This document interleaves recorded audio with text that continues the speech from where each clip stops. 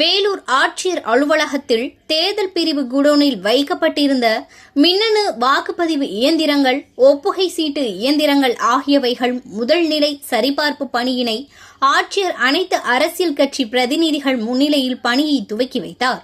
வேலூர் மாவட்டம் வேலூர் சத்துவாச்சாரியில் மாவட்ட ஆட்சியர் அலுவலகத்தில் தேர்தல் மின்னணு வாக்குப்பதிவு இயந்திரங்கள் வைக்கும் மையத்தில் மாவட்ட ஆட்சியர் சுப்புலட்சுமி இருப்பு வைக்கப்பட்ட அறையின் சீலை அனைத்து கட்சி பிரதிநிதிகள் முன்னிலையில் திறந்து முதல்நிலை சரிபார்ப்பு பணியை துவங்கி வைத்தார்.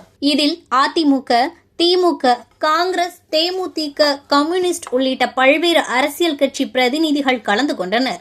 வேலூர் அணைக்கட்டு, கோவிக்குப்பம், குடியாத்தம், காட்பாடி ஆகிய 5 சட்டமன்ற தொகுதிகளுக்காக 1712 வாக்குப்பதிவு இயந்திரங்கள் மற்றும் 1712 கண்ட் ரோல் யூனிட், ஒப்புகை சீட்டு இயந்திரங்கள் 1855 இவைகள் முதல்நிலை சரிபார்ப்பு பணியானது இன்று துவங்கியுள்ளது.